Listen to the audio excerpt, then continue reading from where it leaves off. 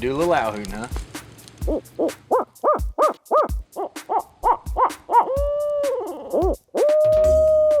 You may recall that a couple of weeks ago, my good friend James Harrison came down to the proving grounds and gave us some tips on how to use locator calls to make turkeys gobble. Owl calls, crow calls, and he's an excellent teacher because he's a current world champion. But once the tom's located, it's time to bust out the Hooks custom calls and bring that rascal in to shotgun range. Growing Deer is brought to you by Bass Pro Shops, also by Rayconics, Trophy Rock, Eagle Seed, Nikon, Winchester, Lacrosse Footwear, Blood Sport Arrows, Flatwood Natives, Morel Targets, Caldwell, Hooks Custom Calls, Montana Decoy, Summit Tree Stands, Drake Non-Typical Clothing, Howe's Lubricator, Genesis No-Till Drill, Yamaha, Fourth Arrow, Scent Crusher, Antler Extreme, iScope, Bone View, G5 Broadheads, Prime Bows, and Redneck Hunting Blinds.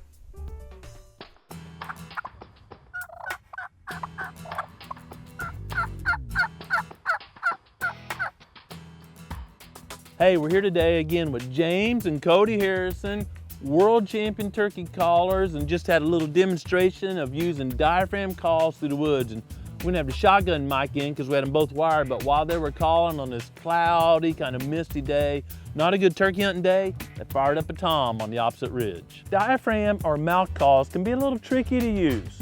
And the secret is get one in your mouth right off the start and just get used to having it in there before you try to sound like an expert. James does a great job of telling us how to position the call in the mouth for the best sounds. Basically, you get your call out of the package. You notice you got a horseshoe shape in it. And on all the calls, there'll be a tab. Now that tab goes down. So basically when you feel it with your tongue. Feel it with your tongue. And basically when you put this call in your mouth, the horseshoe opening goes out. And basically if this is my tongue, you're setting your call up in the roof of your mouth and you're putting your tongue right in the middle of your tongue, right on the reed. Once you're comfortable with the call in your mouth, it's time to start making some sounds. You want to get that constant sound. There he was, he's liking it. I'll tell you, you boys do this, I'm gonna run over here. No, it's not seasoned yet. So basically you're getting that sound.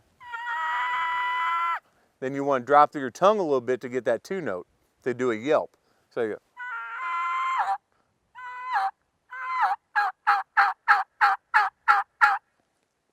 One of the basic calls is a two-tone yelp. So back in the day, my first turkey call I ever purchased was an old box call. And I would slide that old paddle, ee-yelp, ee-yelp. And I think if you can learn to just make that yelp, right, that's the first tool in your bag. So let's just walk through how to go from nothing to making a yelp on a diaphragm call. Okay, basically again, you're gonna put it in your mouth, you're gonna lay your tongue on it. Now, your high note, your key you're talking about is when you put your tongue up on it and you push air through it and you get that hee.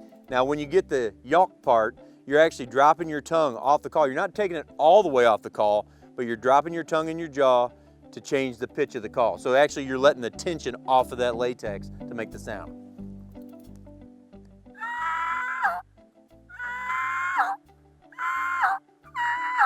So then you start running that together and making it faster.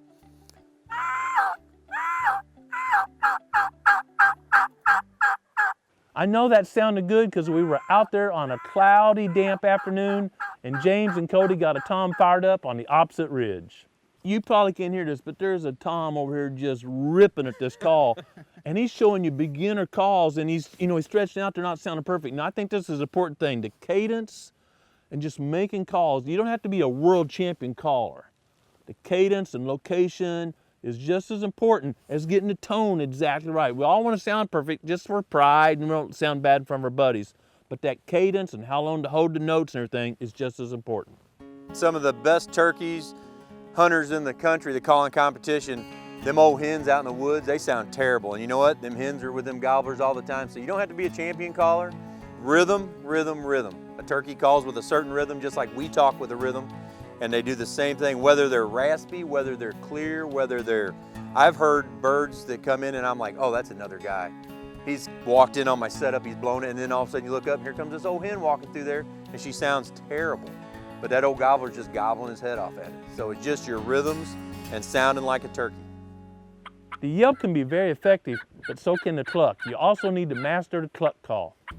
So a cluck is pretty simple. It's pretty much one sound note. It's a simple tick. If you can say tick, you can make a cluck. So on the mouth call, you have your tab down on the tongue. Pretty much always start with your tongue with a little bit of pressure on the reed. You don't want too much, otherwise it's going to go too high pitch. Then as you say tick and that air moves across your tongue, just drop your tongue off. Man, I like that call. And turkeys cluck all the time. Soft clucks when they're communicating with each other, loud clucks, challenge clucks. You want to really work on the cluck and get the different volumes out so you can use the right one in the appropriate setting. Not only do James and Cody have those world championship trophies, but they're also excellent hunters. This father-son team hunts together a lot, and I hunt with other people all the time. So I wanted them to share some techniques for hunting in a party of two. You know, we're gonna take it all the way back to when we did the locator stuff. If we're getting out the first thing in the morning, I get Cody out in front of me or I'm out in front of him, I'll do the owl hooting so he can hear the birds and get them pinpointed. Same when we set up calling to birds. I like to keep our distance about 20, 30 yards in there, 40, depending on your terrain, but get where you can see each other. Right. That way when we're calling to each other and calling to that bird, we can actually look at each other and kind of, if we have to make hand gestures or whatever, so we know them birds are coming in and we can. You don't want to get so far apart that when you're calling, one guy doesn't know what's going on. Look at each other when you're calling. One thing that turkeys do is they talk to each other, just like we're talking here.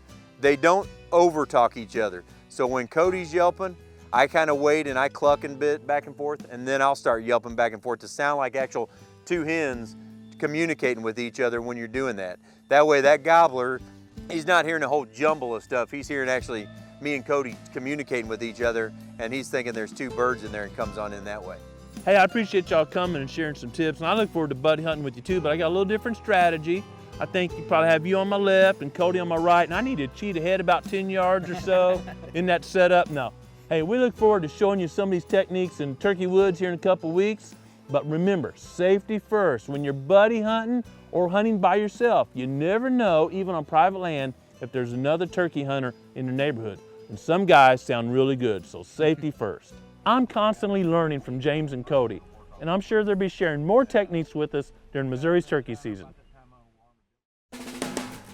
As the weather continues to be more spring-like, the food choices wildlife are selecting continue to change. During just the past few days, my observations and our Reconyx cameras have shown that deer have kind of switched from our broadside plots, which are starting to mature, to our clover plots. Almost all of our clover plots have been converted to Eagle Seeds blend, and there's no doubt the deer are liking it. Clover is an extremely important part of our wildlife management plan. This time of year, before it's warm enough to be planting soybeans, clover will often be the preferred browse. Once it gets warmer and drier, clover will go a bit more dormant, but right now, small acreage like this is a half-acre field will provide a lot of tons of quality forage for wildlife. This is prime time for clover. It's coming out of dormancy. Here at the Proving Grounds, we've had plenty of rain recently, and it's lush and rapidly growing. Young, rapidly growing clover is very nutritious and very attractive to deer. This clover field was getting a little weak, so a year ago, we overseeded it with Eagle Seeds Clover Blend. You can tell it's come in strong, and the deer certainly enjoy it. But outside the cage, the deer have browsed it so low that a few annual weeds are coming in. Now these aren't a problem, they're gonna flower and die. I'm more worried about grasses or perennial weeds that can be a long-term competitor with the clover. The two things that do the most damage to clover stands is weeds and lack of nutrients. I'm not aware of a really good herbicide for clover. There's some out there, but they don't do a good job of controlling tough weeds. What we found works best, and it's licensed for this or labeled for it, is using 1% or a fairly weak blend of glyphosate and spray it this time of year, any day that gets above 60 degrees, when the weeds are small and it's wet and the clover is growing very vigorously. If the clover is vigorous, it can handle that 1% glyphosate and not suffer much problem. As far as nutrients, we can add fertilizer, but I don't like adding fertilizer because that causes a whole host of other problems. So we know that over 3/4 of the air above us is nitrogen. So what we're breathing in is a lot of nitrogen. Clover is a legume and it can fix nitrogen. We're really worried about P and K and the other trace minerals. And so what we do is drill in Eagle Seeds monster wheat. We may throw in another crop depending on where we are and what we need. as a cover crop each fall. Allow those plants to grow, mature, deer eat on them, don't eat on them, and then die and return those nutrients right to the soil. It's called mining or recycling, and that's worked excellent for us. When the fall varieties are maturing and becoming less palatable, and it's still way too cool to plant soybeans, clover is the perfect filler for that gap. It's growing rapidly during these cool and moist conditions, and small fields can feed a lot of deer. Maintaining about 10% of your food plots in clover is often a good plan. Clover is really strong in the early spring or late winter until it's warm enough to plant soybeans or other summer crops. Since clover is working so well now, you may wonder why I don't like more than 10% of my plots in clover. That's a fair question. But as conditions warm up and there tends to be less rain or more evaporation during the summer, clover tends to not do as well, and it certainly doesn't grow as many tons per acre. That's the conditions where soybeans thrive. So I'm using the right crop at the right time and using the amount that's appropriate for that time. Clover produces an awful lot of tonnage, and I simply don't need as many acres in clover as I do soybeans to feed deer throughout the long summer months. We love sharing habitat management and food plot techniques with others. Sometimes we do it in person. Recently we had 3 guys from Wisconsin and 1 gentleman from northern Missouri come to the proving grounds for a personal tour. Hey, we're at the proving grounds today and got some guys taking a tour, trying to help them improve their proving grounds, and we're currently looking at a glade that we've burned, seen a lot of native grasses and forbs coming up, taking this opportunity to talk about creating high quality habitat. We spent the day going over our food plot establishment and management techniques, our hunting techniques, and how we use prescribed fire to improve native vegetation. In different states, a lot of state agencies have fire training days or will help you burn, whatever. So make sure you get some assistance. Just don't go out and drop a match, because Grant said fire is a good tool. I caution them, and I want to caution you, don't use prescribed fire as a habitat management tool unless you have the appropriate gear and you've had the appropriate training. These areas, these south-facing slopes like this, would have been hot and dry historically. They wouldn't have been timbered. And so we've just restored them to native vegetation. Now we have over 100 deer per square mile. We're going to spend the day talking about all the essentials for wildlife and hunting stands, how we place them, how we hunt the Ozarks here, and how you can translate that into your hunting properties. If you'd like to spend some time in the field with the Growing Deer team, simply go to GrowingDeer.tv and check out the Our Place tab. If you missed a Facebook Live event with James and Cody, we've got several of their excellent techniques on the Clips tab at GrowingDeer.tv. Whether you're checking out your food plots, scouting for turkeys, or already hunting, remember to each day slow down and enjoy creation. But most importantly, take time and be quiet and listen to what the Creator is saying to you. Thanks for watching Growing Deer.